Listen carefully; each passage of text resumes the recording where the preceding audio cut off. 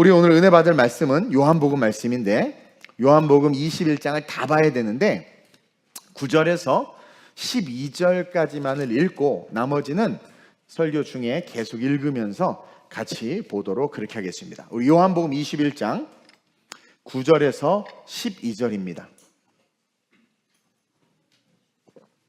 다 찾으셨죠? 자, 제가 먼저 봉독합니다. 184페이지 요한복음 21장 9절입니다. 육지에 올라보니 숯불이 있는데 그 위에 생선이 놓였고 떡도 있더라. 예수께서 이르시되 지금 잡은 생선을 좀 가져오라 하시니 시몬 베드로가 올라가서 그물을 육지에 끌어올리니 가득히 찬 큰 물고기가 153마리. 아니 물고기 가져오라고 후딱 가져오지 뭐 다 세고 앉아있어. 그렇죠? 153마리라. 이같이 많으나 그물이 찢어지지 아니하였더라. 함께 예수께서 이르시되 와서 조반을 먹으라 하시니 제자들이 주님이 주신 줄 아는 고로 당신이 누구냐 감히 묻는 자가 없더라. 오늘 이 말씀을 가지고 설교 제목을 한번 큰 소리로 따라합시다. 다시 부르시는 급하기도 하셔. 자, 다시 부르시는 예수님. 네. 그래서 얼마 전에 설교했던 다시 부르시는 하나님, 구약에서 요나를 부르시는 하나님을 통해서 우리가 말씀의 진리를 깨달았다면 오늘은 다시 부르시는 예수님이라는 제목으로 신약의 관점에서 우리를 다시 부르시는 그 주님의 은혜에 대해서 묵상하고 나누길 원합니다. 여러분, 예수님이 부활하셨어요. 그렇죠? 지금 오늘 본문에서 예수님께서 장사한 지 사흘 만에 부활하셨습니다. 거짓 증인들을 이기시고 유대인들을 이기시고 대제사장과 서기관 로마 병정을 이기고 한마디로 말하면 예수는 다 가짜다, 거짓이다 라고 말했는데 그 모든 세상을 다 이기고 보란 듯이 어떻게 했어요? 지구상에 존재하는 죄와 사망의 권세를 다 박살내시고 부활하셨단 말이야. 근데요, 얼마 안 됐어 부활하신지. 근데 그 부활하신 그 놀라운 부활의 사건에 대한 소식을 제자들이 들었어요. 그 소식이 확 퍼졌어. 물론 제사장이 돈을 주고 유대 병정들에게 예수의 제자들이 예수의 시신을 훔쳐갔다라는 거짓 소문도 돌았지만 막달라 마리아와 살로메를 비롯하여 많은 사람들이 또 제자들이 예수님을 봤어. 부활하신 예수님을 봤어요. 그렇죠? 그 놀라운 소식이 전해졌고 그 예수님이 부활하셨단 말이에요. 그리고 그런 소식이 막 들리기 시작했어. 그러면 우리가 읽어야 되는 부활 이후의 성경에 나오는 모습들은 힘이 넘치고 기대가 되고 소망이 되어야 되는데 오늘 성경을 가만히 읽어보면 이 예수님의 제자들 봐봐. 사실 읽지는 않았지만 막 나는 그냥 고기 잡으러 갈래 하고 막 과거로 돌아가고, 그죠? 세상이 어둡기만 한 거야. 부활의 소식과 부활의 소문과 부활의 사건이 일어나고 들렸어. 다 알아. 근데도 불구하고 세상이 어두워. 심지어 예수님의 제자들은 더 어두워. 복음을 가지고 살고 부활의 신앙을 가지고 살면 여러분 세상이 어렵고 도처에 난리와 소문이 나도 세상 사람보다는 희망을 가지고 살아야 되는 게 우리 아니에요? 그래요, 안 그래요? 세상이 어렵고 도처에 난리와 소문이 나도 복음을 가지고 있고 부활의 신앙을 가지고 산다면 세상 사람들보다는 희망을 가지고 세상 사람들보다는 좀 소망을 가지고 살아야 되는데 오히려 예수 믿는 사람들이 더 어두워. 난 금도 없어. 난 달러도 없어. 더 어두워. 도대체 성경을 제가요 몇 번 이렇게 읽다 이게 진짜 열받아 머리를 쳐박고 성경을 열심히 읽어도 저는 오늘 이 본문의 제자들이 이해가 되지 않아. 아니 어떻게 예수님이 부활하시는데 고기 잡으러 가지?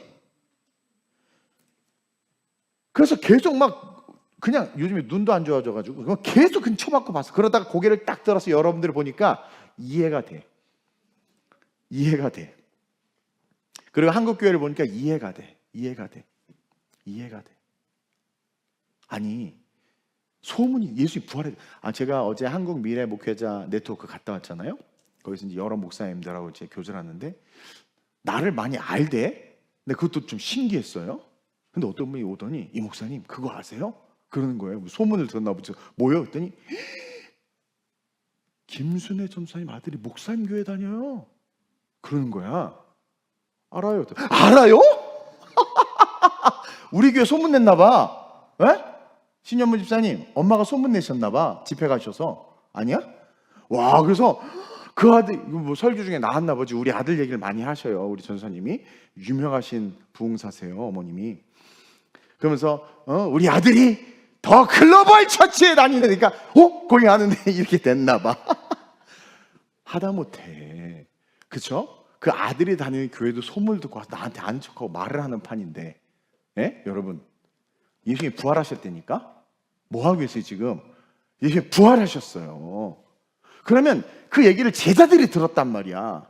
그러면 막 신나서 달려가고 막 소망이 넘쳐야 되는데, 나 고기 잡으러 갈래? 베드로가 일어서더니 나도 같이 막 따라가는 거야. 근데요, 이 제자들이 지금 그 부활하신 예수님에 대한 소문만 듣고 그냥 어떤 뉴스만 봤다면 오케이, 그럴 수도 있어. 근데요, 이 제자들이 부활하신 예수님을 이 본문 이전에 벌써 2번이나 봤어. 눈으로 봤어. 또 어제 어떤 목사님이 야, 여기서 우리 목사님을 보내요 그러는 거야 저한테. 나는 그분을 봐서 반가웠는데 여기서 보내요? 봤어. 실제로 본 거야. 그냥 뉴스로 보고 신문으로 보고 이렇게 하다가 진짜로 본 거야. 그러면 부활하신 예수 봤어. 아니 재은아, 네 남편이 죽었어. 근데 다시 부활해서 왔어. 그거 가만히 있을 거야? 가요. 당신 누구세요? 막 그럴 거야?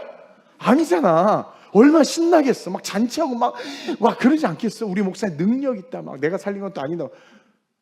그래야 되는데 욕 나올 뻔해서 이 등신 같은 제자들은요, 부활하신 예수님을 한 번이 아니라 2번이나 봤는데도 불구하고 그 부활하신 예수님이 제자들의 삶에 단 1도 어떤 은혜도 기쁨도 즐거움도 되지 않아.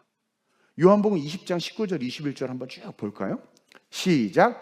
이날 곧 안식 후 첫날 저녁 때에 제자들이 유대인들을 두려워하여 모인 곳에 문을 닫았던, 여기 잠갔다라는 거예요. 유대인들이 쳐들어오지 못해 문을 잠근 거예요. 예수님이 이제 죽으시고 얼마 안 돼서, 자 계속 예수께서 오사 서서 이르시되 너에게 평안이 있을지어다 이 말씀을 하시고 손과 옆구리를 보이시니 제자들이 주를 보고 어떻게 했어요? 요한복음 20장 기뻐하라가 아니라 기뻐하더라. 기뻐했단 말이야. 그 뒤에 문을 잠궈놨는데 문을 쑥 뚫고 들어와가지고 만져봐. 나요. 주님을 경험했어. 기뻤어. 그리고 너에게 평강이 있을지어다 그랬단 말이에요. 또 요한복음 20장 26, 그 밑에 26, 29절 시작. 여드레를 지나서 제자들이 다시 집안에 있을 때에 도마도, 그땐 도마가 없어. 그러니까 도마한테까지도 주님을 보이려고 도마도 함께 있고 문이 닫혔네. 잠근 거예요. 예수께서 오사 서서 이르시되 너에게 평강이 있을지어다 하시고 도마에게 이르시되 내 손가락에 이리 내밀어 내 손을 보고 내 손을 내밀어 내 옆구리에 넣어보라. 그리하여 믿음 없는 자가 되지 말고 믿는 자가 되라. 도마가 대답하여 이르되 나의 주님이시오 나의 하나님이시다. 그러면서 예수께서 이르시되 너는 본고로 나를 믿느냐? 보지 못하고 믿는 자들은 복되도다 하시니라. 아니 여드레 후에 다시 나타나서 나머지 11명은 다 봤는데 도마만 못 보니까, 10명은 다 봤는데 도마만 못 보니까, 유단 죽었으니까 도마까지 다 볼 수 있게 퍼펙트하게 다 보여주셨어. 그러면서 믿음 없는 자가 되지 말고 믿는 자가 되라. 나 말씀대로 부활했다. 아니 여러분 같으면 어떻게 하겠어? 다 죽었어. 유대인들 예수 부활했어. 그럼 막 신바람 나가지고 막, 그쵸? 무슨 일 있으세요 다들? 기분 나쁘게 날 쳐다보지? 아니 신바람이 나가지고 막 안 뛰어다니겠어요? 자기의 스승이 하나님의 아들 오병이의 역사가 또 일어날 거 아니야. 실로암의 역사가 또 일어날 거 아니에요. 마른 손이 펴질 거고 사람들이 구름대처럼 몰려올 거고 자기가 유명해질 거란 말이야. 자기네들도 사람들이 막 따를 거고 예수님이 부활하셔서 다니면 얼마나 기대와 소망이 넘치겠어. 안 그래요? 내가 꿈을 꿨는데 장동건이 우리 교회 등록한 거예요 어제. 걔가 왜 나왔는지는 모르겠지만 그럼 자랑할 것 같아 나도. 그렇죠? 그 아저씨 등록했다. 유명하니까. 근데 예수님이 이 세상에 우리의 스승이 살아났다 그러면 막 난리를 칠 법도 한데 지금 제자들 보세요. 오늘 본문 3절 21장 그러고 나서 21장 3절 보세요. 대장인 베드로가 대장이었거든요. 뭐라고 말합니까? 21장 2절 3절 시작. 시몬 베드로와 디두모라 하는 도마와 갈릴리 가나 사람 나다나엘. 야, 나다나엘 보고 예수께서 뭐라고 그랬어? 야, 내 안에 간사한 것이 없다. 최고의 유대인이었거든. 나다나엘과 세베대의 아들들과 또 다른 제자들이 함께 있더니 제자들 다 모여 있어요. 시몬 베드로가 뭐래? 이 대장이거든. 얘가 뭐래요? 나는 물고기 잡으러 가노라. 진짜 이런 놈 없어야 돼. 교회에 물고기 잡으러 가노라 하니 그들이 우리도 함께 가겠다 하고 간 거예요. 이게 말이 돼요? 희망도 절망도 없는 완전한 무감각한 상태의 제자들을 성경이 폭로하고 있어. 지금 부활하신 예수님을 만났어요. 근데 어떤 기쁨도 없어. 죽음을 이겼는데, 말씀이 성취됐는데, 그리고 그 예수님이 자기네들 앞에 나타나고 문도 통과했는데 어떤 기쁨도 없을 뿐만 아니라 어떤 기대도 없어. 그 주님이 앞으로 뭘 할까? 저는 천국 소망에 대한 기대가 엄청 나거든요. 근데 여러분들 보면 별로 기대가 없는 것 같아. 막 환율 오르고 금값 오르니까 죽겠다. 그리고 이자 오르니까 죽겠다. 우리 천국에 대한 기대가 별로 없는 것 같아. 소망도 없어. 그러니까 한다는 짓이 과거에는 생계를 버리고 생명을 쫓았는데 이제는 부활의 완전한 생명을 버리고 생계를 쫓아가. 지금 생계를 위해 과거로 돌아가는 모습을 보여주고 있는 거예요. 거기다가 갔어. 그 과거의 자리로 갔어. 게네사렛 갔어. 풍요의 바다. 게네사렛은 풍요의 바다라는 뜻이에요. 갈릴리라는 뜻이. 거기 가서 고기를 잡는데 아침부터 저녁까지 밤늦게까지 새벽까지 한 마리도 못 잡아. 뭐예요? 완전한 실패. 세상에서의 실패. 그러니까 복음의 끝이, 예수를 믿고 그렇게 따르던 자들의 끝이 완전한 실패로 지금 성경이 비춰주고 있는 거야. 예수님은 완전한 승리야. 부활하셨는데도 그 부활은 예수님을 만났는데 제자들은 기쁨도 소망도 기대도 없이 과거로 돌아가네? 그러면 자기의 베테랑 잡이잖아. 한 마리라도 잡아야지. 송사리나 피레미라도, 메기새끼라도. 근데 세상으로 돌아가서 자기의 전공, 그 달란트를 살려서 열심히 그물질했는데 이 제자들 모두가 다 힘을 합쳐서 한 마리도 못 잡아. 완전한 실패. 사람들이 뭐야? 야, 예수 따르더니, 교회 다니더니, 그렇게 신앙생활 열심히 하더니 쪽박 찼네? 쟤네 뭐야? 그지네? 예수 따르면 실패구나. 예수 믿으면 우울해지는구나. 예수 믿으면 끝이 가난해지네. 야, 교회 가보니까 연세 드신 분들은 다 가난하대. 근데 얘기 들어보니까 왕년에 다 한 가닥들 했대. 예수 믿으면 한 가닥 하다가 마지막에 가난해지나 보다. 예수 믿으면 한 가닥 하다가 마지막에 교회 다 떠나나 보다. 예수 믿으면 결론은 실패네. 교회 지금 열심히 다녀봐. 쟤 똑같이 또 나갈 거야. 나중에 늙으면 예수 안 믿을 거야. 그리고 병든 분 붙잡고 뭐 이럴 거야. 교회 다닐 필요 없어. 이런 모습을 보여주고 있는 거예요. 세상 사람들 욕하기 얼마나 좋아. 복음의 끝은 실패구나. 예수를 따르던 저 수제자 봐봐. 그 능력 있고 큰 소리 치고 또 세상 가서 큰 소리 치면 뭘 할 줄 알았더니 한 마리도 못 잡아. 여러분 근데 그거 아세요? 정말 우리가 올바로 믿지 못하면 정말 예수 믿다 절망의 삶을 살아요. 여러분 정말 올바로 못 믿잖아요? 장로 되고 권사 돼도 절망의 삶이 되고 거지 돼요. 진짜 그렇게 돼요. 그리고 더 무서운 건 심지어 목사가 됐어요. 근데 목사가 돼서도 어떻게 돼요? 지옥의 앞자리에 앉아 있어. 정말 그렇게 됩니다. 어떻게 믿지 못하면? 따라합시다. 올바로 믿지 못하면. 도대체 여러분 이 제자들이 왜 그랬을까? 한번 얘기해 보세요. 왜 그랬을 것 같아요? 수호야, 왜 그랬을 것 같아? 이 제자들 왜 그랬지? 아연아 왜 그래? 충만이 어디 갔어요? 얘는 또 땡땡이네. 왜 그랬어? 왜 그런 것 같아요? 나 이해를 못해. 아무리 고개를 쳐박고 봐도 이해를 못하겠어. 왜 그랬을까 이들이 도대체? 그리고 여러분들은 왜 그럴까? 천국 소망이 있고 부활의 주님을 믿고 성경의 말씀을 붙잡고 우리에게 기도라는 게 있는데 또 성령도 주신다고 하는데 도대체 우리는 왠지 자꾸 실패의 삶을 사는 것 같고. 예전에 한 친구가 그래요. 목사님 따라서 목사님 믿고 열심히 전도하고 교회 개척해서 헌신하고 했는데 내 친구들은 막 연봉 얼마에 집도 있고 못도 있고 한다고 하는데 나 이게 뭐냐고 나한테 막 따지는 거야. 깜짝 놀랐어.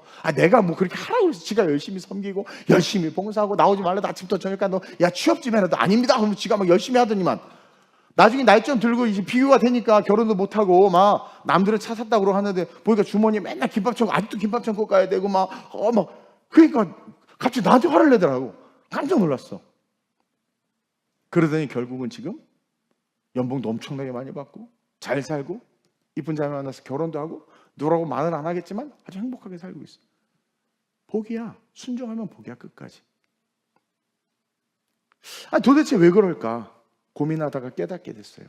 이 제자들이 부활의 주님을 2번이나 보고 그렇게 예수님을 기쁘게 따르고 예수님의 기적과 능력들을 다 경험했음에도 지금 오늘 이 컨텍스트 속의 제자들 형편없잖아요. 이들이 왜 그랬나 봤더니 바로 죄의 문제를 해결하지 못했기 때문이라는 거예요. 죄의 문제를. 지금부터 잘 들으셔야 돼요. 이들은요, 자기의 생각과 자기의에 사로잡혀 있었던 거예요. 다시 말하면 특히 베드로를 집중해서 보면 지금 베드로가 예수님을 3번 부인했잖아요. 이전에 자기가 부인한 예수님, 그래서 죽었어. 절망 속에 괴로웠죠, 베드로가. 근데 말씀대로 부활했는데 그 부활하신 주님을 2번이나 봤는데도 그 예수님 앞에 기쁨을 표현하지 못하고 예수님에게로 달려가지 못하고 오히려 거꾸로 요나처럼 예수님과 멀어진 거죠. 요나처럼 니느웨로 가지 않고 다시스로 가는 배를 탄 거예요. 예수님과 멀어지면서 어디로 간 거예요? 고기 잡는 과거의 땅으로 간 거죠. 왜 그랬냐라는 거예요. 바로 그 자기가 예수님을 3번 부인했다는 그 실패감, 그 자기에 대해서 스스로 용서할 수 없는 그 마음, 그런 어떤 부끄러움, 그런 자신 앞에 나타난 그 예수님 앞에 그는 인간으로서 양심을 가진 사람으로서 서 있을 수 없었던 거예요. 행과 행, 자간과 자간을 가만히 보니까. 그러면서 2가지를 끄집어냈는데, 첫째는 읽어볼까요? 시작. 베드로는 복음에 대해 모든 것을 잃어버렸다라는 거야. 그 3번 부인한 죄책감과 그 자기 스스로의 자기감과, 근데 부활하셨어. 내가 조금만 견뎠으면 칭찬받을 수도 있었는데 이게 뭐지? 라는 그런 그 자책감에 빠져서 허우적거리고 있는데, 그 상태가 되면 사람에게 어떤 현상이 일어나느냐? 그동안 내가 신앙생활 30년, 40년, 50년 하고 제자 훈련하고 전도 폭발하고 1:1 양육받고 구역장 대학하고 한 거 다 잊어버려. 다 잊어버려요. 기억이 안 나. 그거를 발견하고, 또 한 가지는 뭡니까? 시작. 죄의식과 죄책감이 얼마나 무서운 것인지를 발견할 수 있는 거예요. 이게 해결이 안 되면 부활하신 예수님도 나에게 기쁨으로 다가오지 못해. 그러니까 아담과 하와가 죄를 지으면서 하나님과 관계가 단절되면서 무서웠던 것이, 이게 죄가 해결되자면 그 단절, 하나님의 우리에게 오실 수도, 그분은 전적으로 오실 수 있지, 우리가 하나님에 갈 수가 없는 거야. 예수님이 오늘 베드로를 부르셨죠. 근데 베드로 지금 못 가는 거야. 예수님이 부르셨음에도 못 가는 거예요. 왜 못 가나 봤더니 복음도 다 잃어버리고 과거의 은혜도 다 잃어버리고 성경의 지식도 다 잃어버리고 또 죄의식과 죄책감이 이렇게 무섭구나. 수제자였던 베드로조차도 예수님의 그 부활의 기쁨에 동참할 수 없고 부활하신 예수님을 보고도 반응할 수 없을 만큼 이 죄책감과 죄의식이 얼마나 무섭나. 이것이 생명, 영생의 가치를 그냥 무가치하게 만들어버리는구나. 영생의 가치. 그러니까 기분 나쁘고 막 하면 나 천국 안 가도 돼 막 이러면서 막 이런 사람이 있죠. 뭔가 그 안에 해결되지 않는 뭔가가 있는 거예요. 그러면서 베드로는 스스로 생각하기를 난 죽어야 돼. 여러분 여기 나오자 난 죄인입니다. 가까이 오지 마서 막 이러잖아요. 난 죽어야 돼. 나 같은 건 천국 자격도 없어. 그런 마음으로 비본질에 함몰된 거예요. 그러면서 가치 없는 것에 자기 목숨을 건 거예요. 고기 잡는 거, 예수님과 멀어지는 거에 목숨을 거는 거야. 가치 없는 것에. 그럼 되게 중요한 거예요. 해결되지 않는 죄의 문제는 과거에 배운 신앙과 과거에 내가 했던 교회에서의 봉사, 훈련 사역 등 다 지워버려. 복음의 가치를 메마르게 해버립니다. 그래서 복음으로 달려가지 못해요. 왜 믿었던 남편인데 어느 순간 직장 생활하고 바빠지고 하다 보면서 교회 뜸해지고 그러면 나중에 교회를 못 나오는 이유가 사실은 그런 게 있는 거예요. 하나님 앞에서 술, 담배하고 막 대접하고 접대하고 막 이런 것들 속에서 하나님 앞에 볼 수도 없고 스스로가, 그러니까 자기가 살아있어서 그래요. 자기의 양심. 그러면서 난 못 가. 아니야. 여보, 기도해. 하나님이 오래 부르셔. 아니, 가. 언젠가 가. 나중에 갈 거야. 나 마음이 좀 정리되면 갈 거야. 이거라는 거야. 그래서 결국 어떻게 돼? 죽을 때까지 교회 안 가요. 그걸 해결해 줘야 돼. 쉽게 말하면 스스로가 복음 앞에서 실족하게 돼버려. 되게 무서워. 아니, 복음 앞에서 살아나야 되는데 복음 앞에서 실족되는 거예요. 스스로를 비관자로 만들어버려요. 이게 마귀의 전략이에요. 그래서 베드로가 부활하신 예수님을 2번이나 봤는데 예수님 앞으로가 아닌 과거 앞으로, 세상 앞으로, 돈 앞으로, 먹고 사는 문제 앞으로 계속 달려가는 거야. 미안한 마음에, 죄송한 마음에, 그냥 예수님이 가서 회개해야 되는데, 여러분 놀라운 사실은요, 목회자들 중에도 이런 분들이 많아요. 사역자들 중에도 성도보다 신앙이 없어, 사역자가. 그리고 어느 순간 교회 사역을 하다가 사역지가 없어서 이게 좀 집에서 쉬게 되잖아요. 그러면 목사 전도사들도요, 먹고 사는 게 중요해지다 보니까 나도 모르는 사이에 사역은 먼 나라가 되고, 그러다가 사역할 기회가 와도 왠지 나는 아닌 것 같다라는 스스로의 비관적인 마음에 사로잡혀서, 그게 다 속는 거거든. 스스로의 비관적인 마음에 사로잡혀서 가치를 잃어버린 곳에 가치를 두고 정작 가치 있는 곳에 가치를 발견하지 못해. 그런 분들이 되게 많아요.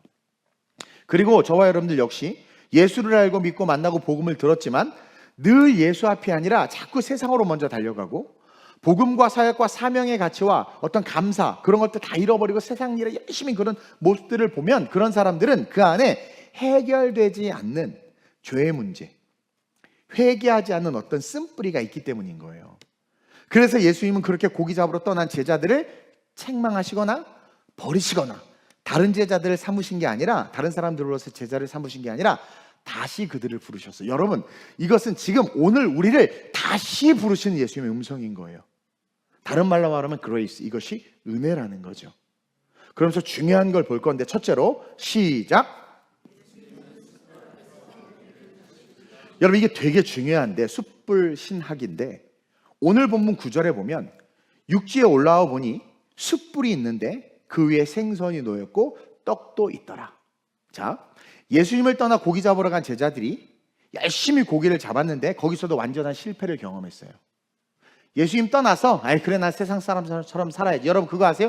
예수 믿다가 예수 떠나서 세상 사람처럼 살면 그냥 마귀가 이건 건들지도 않고 그냥 놔둬서 죽게 만들어버려. 마귀도 복을 안 줘. 그러니까 완전한 실패를 경험했단 말이에요, 이 제자들이. 근데 그 자리에 그들에게 지금 예수님이 찾아가요. 그리고 그들을 위해 먼저 숯불을 피우시고 그들을 부르십니다. 오늘 본문의 이 숯불은 바로 며칠 전에, 40일 전에 베드로가 예수님을 부인할 때 그가 쬐던 그 숯불이라는 헬라어 단어와 동일한 단어로 표현하고 있어요. 같은 어원으로 쓰인 거예요. 그래서 이 숯불이 바로 죄책감으로 빛을 보지 못하고 빛으로 들어오지 못하며 세상을 방황하는 그 베드로를 회복시키기 위해서 피워놓은 숯불이었다.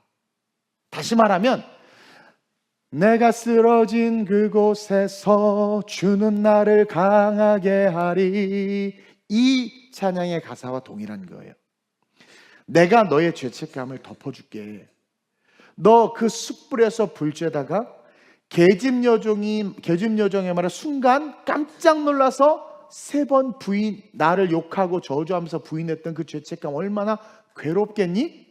그것 때문에 너 지금 나에게 못 달려오고 있는 거야. 인간의 양심으로 미안하니까. 양심은 구원을 줄 수 없어. 네가 쓰러진 거 여기잖아, 그치? 그 숯불을 통해서 내가 너의 아픔을 안다. 네가 나를 부인했던 그곳에서 지금 내가 여기 서 있지. 내가 너를 다시 용서하고 있다라는 거예요. 그렇게 말씀하시는 그 주님의 부르심이었다라는 거죠. 죄라는 것은 책망받고 저주받고 버림받아 마땅합니다. 근데 성경의 내러티브는 그 죄를 지은 인간에 있어서만큼 하나님께서 계속해서 살리시고자, 회복시키시고자 일하시고 있는 걸 보여주고 있어요. 그러다가 끝까지 돌이키지 않으면 어쩔 수 없이 차라리 태어나지 않으면 더 좋았을 것을 하고 주님이 놓는 게 아니라 인격이기 때문에, 자유의지를 줬기 때문에 잡으실 수가 없는 거예요. 그러니까 어떻게? 차라리 태어나지 말지. 죽어버리는, 멸망당하는 거죠. 근데 예수님은 어찌하든 그 죄는 저주받아 마땅하고 버림받아 마땅해. 그래서 예수님은 십자가에 죽여서 죄를 도말하신 거예요. 그래서 죄에 눌려있는 우리를 어떻게 살리고 싶은 거예요. 회복시키고 싶은 거예요. 그래서 오늘 우리는 우리 안에 빛으로 그 예수님, 부활하신 예수님 앞으로 나가지 못하게 하는 그 영역으로 들어가야 돼. 그 안에 나를 부르시는 주님을 만나야 돼요. 예전에 어떤 분하고 상담했는데, 이단 목사님을 만났는지 사기꾼 목사님을 만났는지 목사님에 대한 불신이 있는데, 그 선입견이 딱 잡혀서 어떤 목사님을 만나도 그 프레임으로 보는 거야. 그 프레임으로. 그러다가 실수 안 하거나 연약함이 없는 사람이 어디 있습니까? 그럼 또 거봐, 그럴 줄 알았어. 그 또이또이야, 뭐 이러면서 막 그러는 거야. 그 상담을 해요. 그냥 뭐 얘기했어. 여러 가지 얘기를 쭉 했어요. 근데 그때 그분을 만나서 왜 그렇게 그분을 신뢰하고 완전히 믿었다가 왜 그렇게 되었는지, 그 내면의 영역에서 어떻게 해야 돼요? 그 안에서 빛을 끌어들여서, 다시 말하면 내가 넘어지고 내가 쓰러진 그 영역이 무엇 때문인지를 정확하게 보고 내가 그 안으로 들어가서 그 안에서 나를 회복시키고자 서 계시는 주님을 만나야 된다는 거예요. 그래서 여러분, 회개라는 게 그거예요. 회개는 잘못했습니다가 아니라 막 잘못해도 회개하다 보면 그 회개의 깊은 곳에 예수님이 다 서 계시는 걸 느껴요. 그래서 우는 거야. 그리고 그 죄가 이게 아무것도 아니구나, 십자가 앞에서. 그러면서 그 죄를 초월해서 죄를 이기면서 살아가는 나로 다시 거듭날 수 있는 거예요. 그게 진정한 회개예요. 그래서 회개는 그냥 다시 완전히 방향을 바꿔서 걸어가는 게 되는 거예요. 그래서 그 안에서 간절히 회개하며 주님의 빛을, 내가 지금 뭔지 모르지만 그 상처 어둠 속에서 그 주님의 빛이 거기를 비추게 해야 돼. 그래서 그게 내 안에서 완전히 클린업, 깨끗게 돼야 되는 거예요. 그렇게 되었을 때 이도저도 아닌 신앙이 아니라 분명한 예수의 복음의 신앙, 그 빛의 신앙으로 우리가 나아갈 수 있는 겁니다. 그래서 예수님이 의도적으로, 나는 이 숯불을 왜 피워놓으셨나 도대체. 아니, 어디서 예수님 숯불 폈단 말 들어봤어? 어딜 봐도 없어. 도대체 왜 그러셨을까? 어원을 봤더니 베드로가 불죄하던 그 단어와 같은 거야. 실패한 그곳에서 나를 만나기를 원하시는 그 주님. 헨리 나우인 목사님이 쓴 상처 입은 치유자, 상처를 받아본 자, 근데 그 상처에서 완전히 회복된 자, 그러한 자만이 상처받은 자를 치유할 수 있다. 상처 속에서 완전히 치유돼야 돼요. 그래야 치유할 수 있어. 다시 말하면 상처 속에서 다시 완전하게 회복돼야 세상을 바꿀 수 있고 예수의 부활의 희망으로 세상을 살아갈 수 있다. 그래서 이 사건 이후에 베드로가 거꾸로 십자가 달려 죽을 때까지 단 한순간도 뒤돌아보거나 쫄거나 도망가거나 하지 않았어요. 저는 여러분들이 예수 복음의 생명의 신앙으로 훅 들어와가지고 그냥 빛을 누리시길 주님의 이름으로 축원드립니다. 그 깊은 곳에 있는 그 깊은 상처만 있는 게 아니에요. 그 깊은 곳에 예수님이 거기 서 계세요. 왜? 그 십자가 보혈이 이것까지도 능히 치유하고 나 몸을 알려주기 위해서. 그리고 그곳에서 넘어진 나, 울고 있는 나, 내 서랍장 깊은 곳에 숨겨둔 그 아픔, 그 죄악, 그 상처, 그 경험으로부터 나를 건져내시고자 우리 주님 그곳에 계신다. 그것이 말구에 오신 예수님의 신학과도 동일한 메시지인 거예요. 가장 낮은 곳에 오신 이유가 그거예요. 그래서 거기서 예수님을 만나시길 주님의 이름으로 축원드립니다. 그래서 예수님은 숯불 앞에서 우리를 다시 부르신다. 내가 넘어진 곳, 내 어둠, 내 아픔, 내 상처, 그 깊숙한 곳에서 나를 부르신다. 그 주님을 만나기 위해서는 직면해야 된다. 다시 말하면 그 아픔과 상처를 놓고 회개해야 된다는 거예요. 그러면서 둘째로 시작. 다시 부르시는 주님은 공급의 축복을 가지고 부르신다라는 거죠. 주님은 10절에 이렇게 말씀하십니다. 시작. 예수께서 이르시되 지금 잡은 생선을 좀 가져오라 하시니. 10절 성경 보면 돼요. 자막이 안 나온다고 분노하거나 열받을 필요가 없어요. 10절에 보니까 예수께서 이르시되 지금 잡은 생선을 좀 가져오라 하시니. 저는 근데 이 말씀을 읽으면서 이해를 못했어. 왜 쓸데없는 말, 왜 우리 주님이 헛소리 하실 분이 아닌데 왜 쓸데없는 말을 써 놓으셨을까? 그것도 빨간색으로. 주님이 하신 말씀이니까 빨간색이에요. 근데 사실 이들은요, 아무 생선도 없었어. 원래 주님이 얘들아 부를 때까지, 주님의 부르심이 그들의 귀에 들릴 때까지, 얘들아 고기 좀 잡았냐? 밤이 맞도록 수고했는데 한 마디도 못 잡았거든요. 깊은 데 던져. 그 이후에 꽉 고기를 가득 잡았어. 그러니까 다시 말하면, 통전적으로 보면 사실 예수께서 이 시대에 지금 잡은 생선을 좀 가져오라, 이 얘기는 뭐냐면 너희들 원래 고기 없었지를 인식시켜 주는 거예요. 이들은 아무 생선도 없었어요.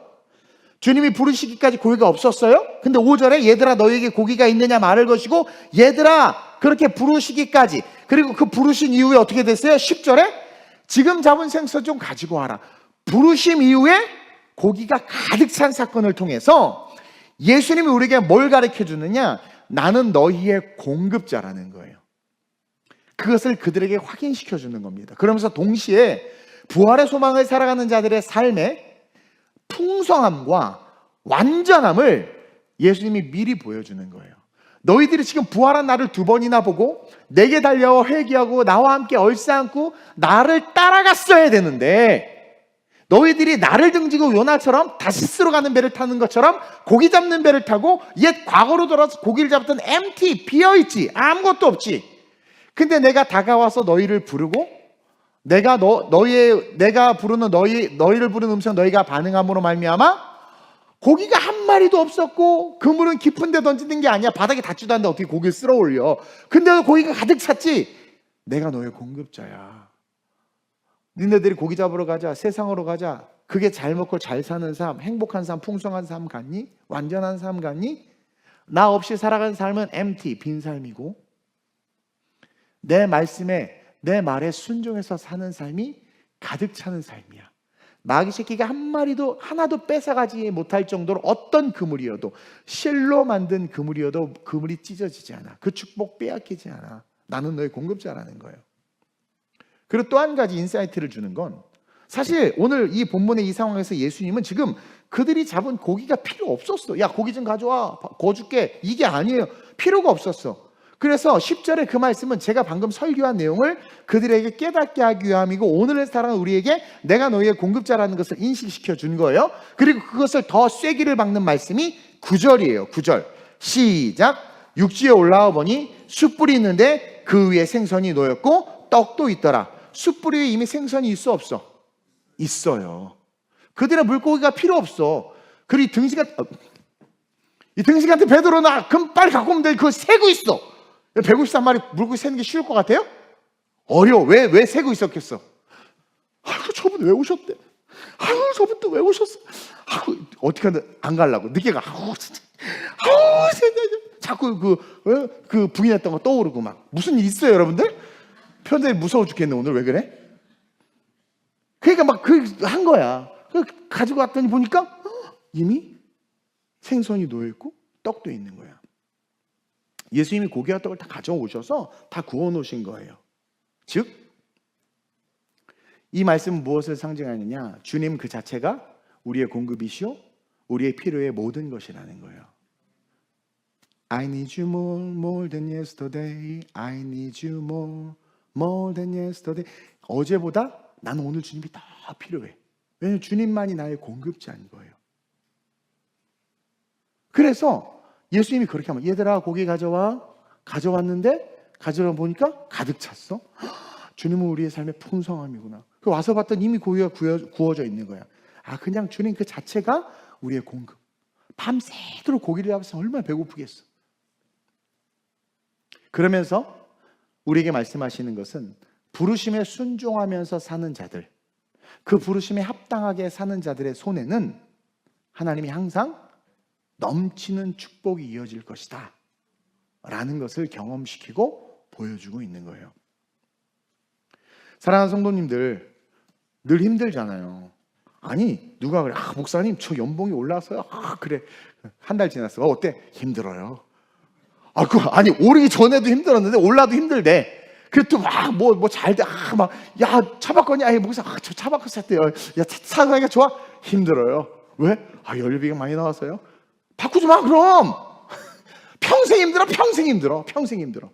이건 좀 웃자고 하는 말이지만 어떤 분하고 살다 이혼해서 그리고 다른 놈으로 갈아탔어. 근데 어떻게 좋으세요? 힘들어요.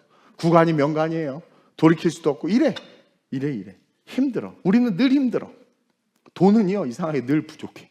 참 신기하지 않아요? 연봉이 올라도 부족하고요. 그렇죠? 맞벌이를 해도 아니 혼자 벌다가 맞벌이를 해서 그럼 남아야 되잖아. 맞벌이 해도 부족하고요. 애들이 일해서 이제 돈을 벌어. 용돈을 줘. 그래 또 부족해. 신기해. 늘 부족해. 시간도 늘 부족해.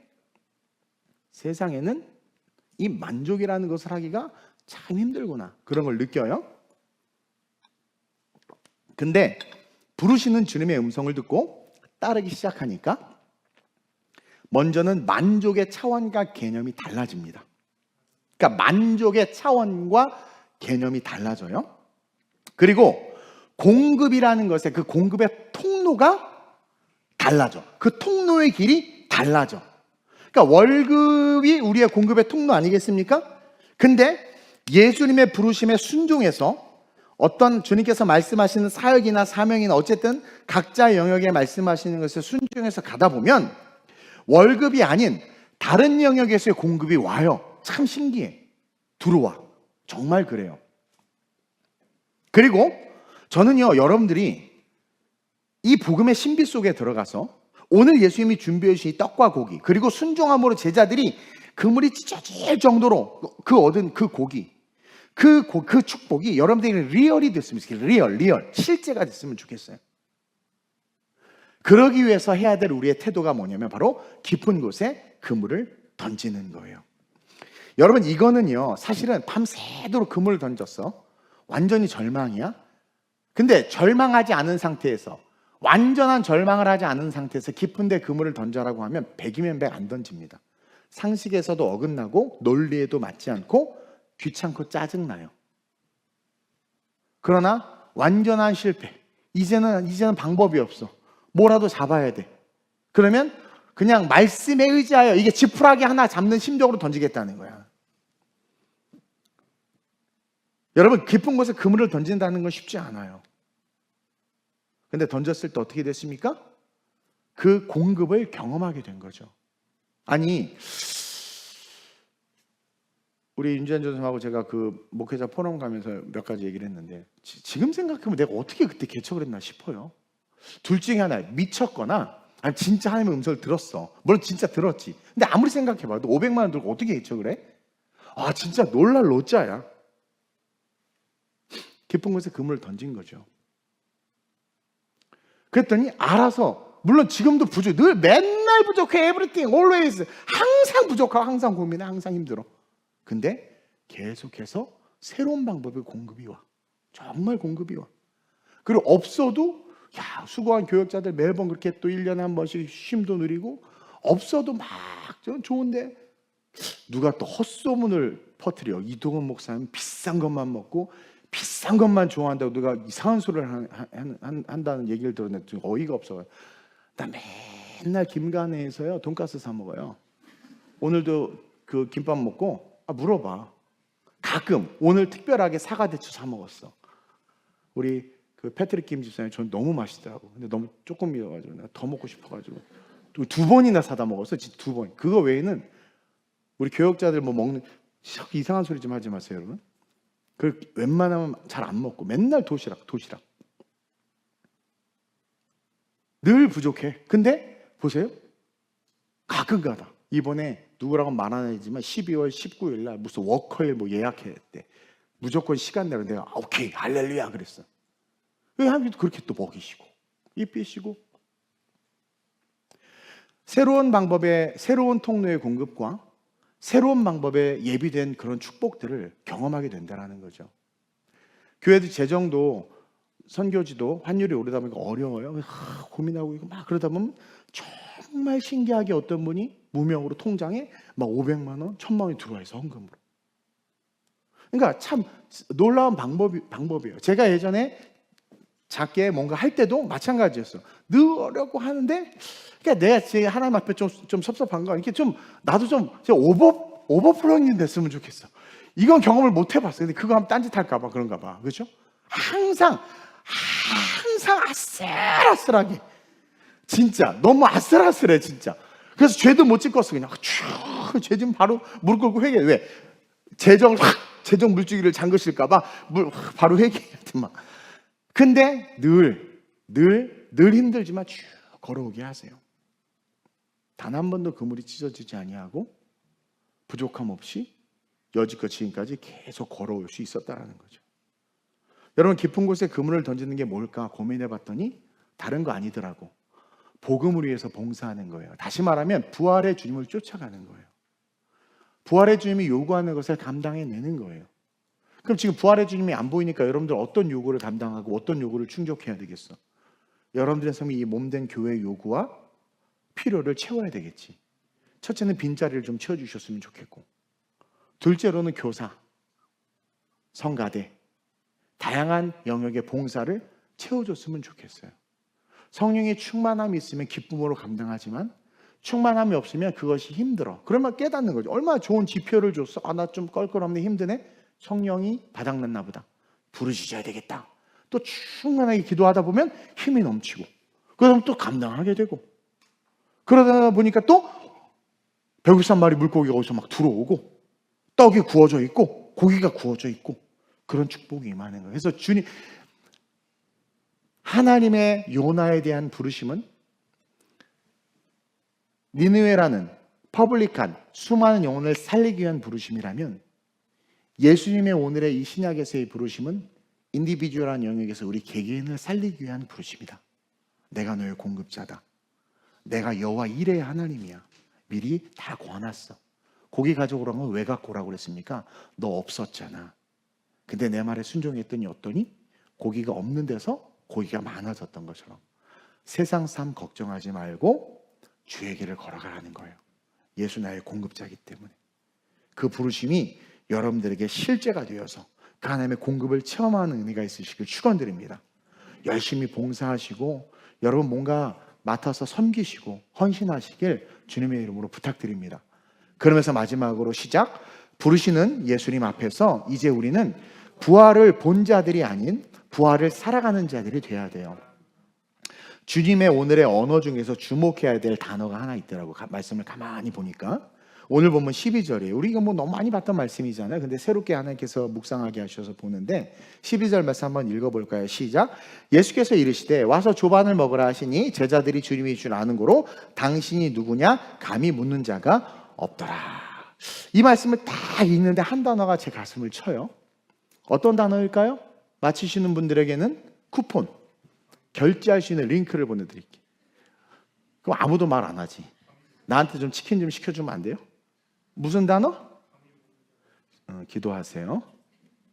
조반이라는 단어가 제 가슴에 팍 와닿는 거예요. 조반. 평소에는 아무 생각도 안 하면서 지나간 단어였는데, 조반이 뭘까요? 하루의 시작이죠. 아침밥. 하루의 시작입니다. 직장과 학교와 또 가정을 돌보는 우리 아줌마들, 그 가정사역의 시작, 그 모든 일의 시작이 조반으로부터 시작되죠. 아침 먹고 출근하고, 아침 먹고 왔니? 아침 먹었니? 그 아침이라는 것은, 조반이라는 것은 그 사람의 하루의 삶의 시작이요, 에너지요, 출발이에요. 새로운 시작의 상징이 이 조반이라는 걸 깨닫게 됐어요. 그리고 와서 먹으라고 했을 때 이전까지는 자기네들끼리 모여서 밥 먹었어. 쉽게 말하면 부정의 식탁, 상처의 식탁, 아픈 사람들과의 식탁이야.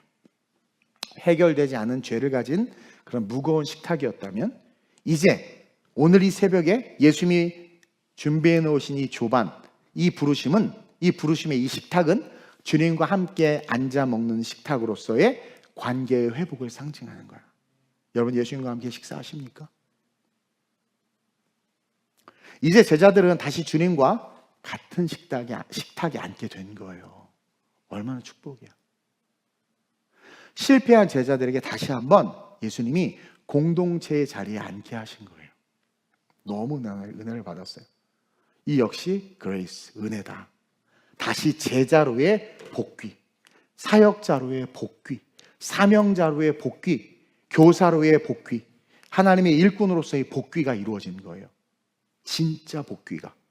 즉 이 땅에서 제대로 사는 삶의 단추가 다시 딱 껴진 거야. 즉 그들은 이미 부활의 주님을 2번이나 목격하고 경험하고 보았지만 그 부활이 그들에게 아무런 힘도 능력도 소망도 기대도 되지 않았던 거예요. 여러분, 부활이 여러분들의 삶의 희망이요 소망이요 능력이 돼요? 부활이 제가요 사업에 망해가지고 길거리에 내던져주고 막 그랬을 때 그랬을 때 기어서 교회에 나갔어요. 저녁 예배, 맨 마지막 예배. 마지못해 너무 마음의 힘을 잃으니까 아무것도 못 하겠는 거예요. 딱 앉아있는데 헌금할 돈도 없어. 그래서 머리통 집어넣었다고 그랬죠. 헌금할 때 맨 가만히 앉아있는데 너무 마음의 힘을 잃어가지고 지쳐서 갑자기 어두운 방에 촛불이 탁 켜지듯 어떤 마음이 그래 천국 있다 이 마음이 드는 거야. 그러니까 마음이 편해져. 그러면서 나타나는 현상이 뭔 줄 아세요? 배가 고파. 배고픈 게 인식이 돼. 밥을 안 먹었거든. 그 살아나고 있는 거야. 내가 천국 그래 내가 다른 건 몰라도 그래 내 주를 위해서 그러다가 이렇게 됐잖아. 그렇지. 그래 천국 죽어 천국 가겠다. 한순간 며칠 밥을 안 먹어도 배가 안 고팠거든. 배가 고파. 먹는데 너무 좋아. 이게 오늘 이 본문의 조반인 거예요. 복귀가 이루어진 거예요. 현상은 그대로야. 망했어. 돈이 없어. 가난해. 앞이 안 보여. 천국 소망의 불씨가 확 와닿아서 나에게 닿으니까 내 안에 뭐요? 생명이 살아나는 거예요. 그러면서 기어 올라와가지고 걸어가기 시작한 거예요. 그리고 지금 오늘 여러분 앞에 제가 이렇게 서 있잖아요. 그리고 어제 그 모임을 하면서도 이 모임 속에 내가 있네. 그런 생각도 드는 거죠. 어제 그 여의도에 세이크도 원래 다른 분인데 그 교회가 어려움이 있어서 우리 박우영 권사님 우리 그 팀 우리 교회 다 오실 거예요. 이용 목사님 한번 내년에 조만간에 우리 멋지게 준비해야 됩니다. 근데 교파를 초월해서 오셨는데 이제 다른 교단 목사님들이 그 이제 강대상에 올라와서 교회 한번 쭉 투어하고 올라와서 이제 사진 찍는데 그런 말 하더라고. 여기 여의도는 입성이라는 단어를 쓰더만 그 얘기들을 이제 몇몇 목사님들이 하는 거예요. 그러니까 워낙 지구상에 제일 큰 교회잖아요. 80만 성도, 85만 성도니까 입성한다 이런 표현을 쓰더라고. 나는 그 생각을 하면서 교회 입성은 천국에 입성하는 존재잖아 우리가. 그러니까 너무 감사한 거야. 그때 영광의 모습으로 들어가야 되겠다 천국에. 여러분들의 삶에 복귀가 있으시길 주님의 이름으로 축원드립니다. 지쳤다는 말 하지 않았으면 좋겠고 저도 안 할 겁니다. 그리고 이번에 갔더니 목사님이 다 살을 뺐어. 내 아는 분들은 나도 살을 빼야 되겠다. 복귀해야 되겠다. 허리 28이었는데 복귀해야 되겠다. 두 번이나 불가능을 이기고 죽음을 이기고 부활하신 주를 목격했는데 20년 30년 교회 다녔는데 성경을 읽고 성경 공부를 했는데 이게 하나도 힘과 소망과 능력이 되지 않는다는 거. 난 이게 기적 같아. 근데 오늘 이 부르심을 통해서 주님과 한식탁에 이들이 딱 앉게 되니까 어때요? 부활의 주님과 함께 한식탁에 딱 앉음으로 말미암아 너희들은 내 제자다, 내 아들이다, 내 딸들이다. 우리의 권리가, 우리의 존재 자체가 복권되고 복귀된 거예요. 이제는 예수님과 함께 부활을 살아가는 자들이 된 거야. 주님 부활한 거 알아. I know. 얘 인생이 아니에요. 이제는 그 부활을 아는 존재가 아니라 나 그 부활의 주님을 믿고 나 역시 부활할 것에 대한 소망을 가지고 오늘의 삶을 그냥 부활을 살아가는 삶이 되는 거죠. 부활을 살아가는 삶이 되는 거죠. 죽음을 이기지 못하는 자들이, 절망을 이기지 못하는 자들, 사단에게 맨날 무너지는 자들이 갑자기 죽음을 이기고 절망을 이기고 사단을 이기는 자들로 바뀌는 거예요. 그게 바로 부르시는 예수님의 음성에 반응하며 일어나는 저와 여러분들의 본질적 존재라는 거죠. 그렇게 일어나시길 주님의 이름으로 축원드립니다. 그리고 저는 이 말씀을 제가 제 자신에게도 사실 오늘 하고 있어요. 일어나라 동훈아. 오늘 이 밤 우리의 숯불 앞에 우리를 부르시는 주님을 만납시다. 예수님은 공급자십니다. 공급자로 공급의 축복을 주시는 주님과 우리 같은 식탁에 앉아 우리 복귀합시다. 마귀는 여러분들이 이건 너무 당연한 이유라고 말하지만 그 말도 안 되는 이유를 가지고 하나님의 사역에서 우리를 멀어버리게 한단 말입니다. 왜? 그 순간 모든 공급이 끊어져요. 여러분들 남편을 소중히 여기셔야 돼요. 교회를 다니고 안 다니고 떠나서 남편 없어지면 여러분들 공급 다 사라지는 거예요. 여러분들 택배하고 쿠팡하고 이제 일해야 돼. 그럼 또 그래, 저 지금도 일하는데요? 그 의미가 아니잖아요. 여러분의 공급자신 그 예수 그리스도, 그 공급의 축복을 주시는 주님과 함께 그 식탁 그 자리에서 떠나면 안 돼. 그리고 이제 살아가는 삶이 어떠하든, 어떠한 질병이 있든 어떠한 시련이 있든 여러분 그 무엇도 우리를 이기지 못합니다. 오늘의 삶의 부활을 살아가는 자들은요, 사망도 죽음도 사탄도 못 이깁니다. 그렇게 부활을 살아가는 자들로 주님이 오시는 그날까지 승리하는 우리 TGC 모든 성도님들이 됐으면 좋겠습니다. 오늘 짧은 말씀이지만 이 말씀 속에 있는 우리를 부르시는, 다시 부르시는 그 예수님, 인디비주얼하게 우리를 부르시는 그 예수님, 우리를 복권시키시고 우리를 공급하시고 우리로 하여금 부활의 삶을 살아가길 원하시는 그 예수님, 그 예수님 붙잡고 뜨겁게 기도하는 가운데 성령 받고 성령 충만해지고 신의 역사 나타나시길 축원드립니다. 우리 이 차례 한번 크게 고백하고, 내가 어떠한 상황이든 말씀 앞에서 말씀 바라보며 말씀으로 승리하며 오직 깊은 데 금을 던지겠습니다. 내 삶의 공급자이신 예수여, 나와 함께 하소서. 예수의 나를 붙잡으소서. 결단하며 찬양합시다. 말씀 앞에서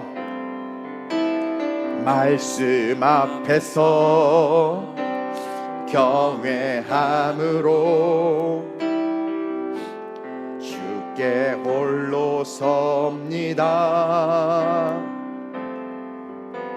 생명의 말씀 읽고 순종해 주를 예배합니다. 기록된 말씀 힘이 있어서 진리로 우리 아멘. 이게 식탁에 앉는 거예요.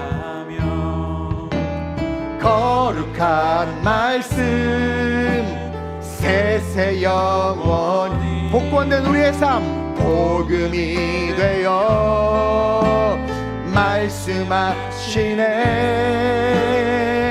하나님 말씀에 두려워 떠는 자, 그 말씀에 생명을 거는 자, 한 사람 찾으시는 주님의 약속, 나를 찾기 위하여 부르시는 주님, 하나님 말씀에 이제 운명을 걸고 쫓아갑니다. 순종하며 주 따라가는 자, 영원한 하나님 나라 이뤄갈. 우리 TGC 그렇게 일어납시다. 부르시는, 다시 부르시는 주님 앞에, 하나님 말씀 앞에, 하나님 말씀에, 하나님 말씀에 두려워 떠는 자, 그 말씀에 생명을 거는 자, 한 사람 찾으시는 주님의 약. 오늘 나를 찾으셔서 나에게 다가와서 말씀하십니다. 하나, 이제 그분의 말씀에 운명을 걸고 깊은 곳에 그분을 던지겠습니다. 순종하며 주 따라가는 자, 영원한 하나님 나라 이뤄. 우리가 교회입니다. 일어나게 해달라고 기도할지어다. 이 시간 앞에 나와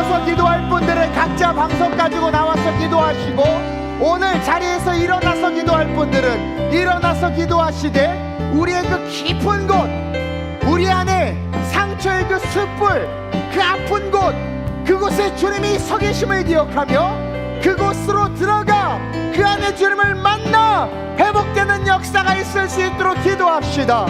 공급자이신 예수님, 내 힘으로 살려고 했던 거 내려놓고 예비하시고 준비하시고 순종을 통해서 채우신 그 주님, 내가 만나게 해달라고. 그러므로 지식으로 하는 부활이 아니라 오늘 부활을 살아가는 내가 될 수 있게 해달라고 기도할 때 오늘 질병이 치유됩니다. 모든 문제가 해결되고 삶의 약함이 온전케 바뀔 줄로 믿습니다. 믿음을 가지고 주님을 세 번 부르고 한숨으로 전심으로 기도합니다.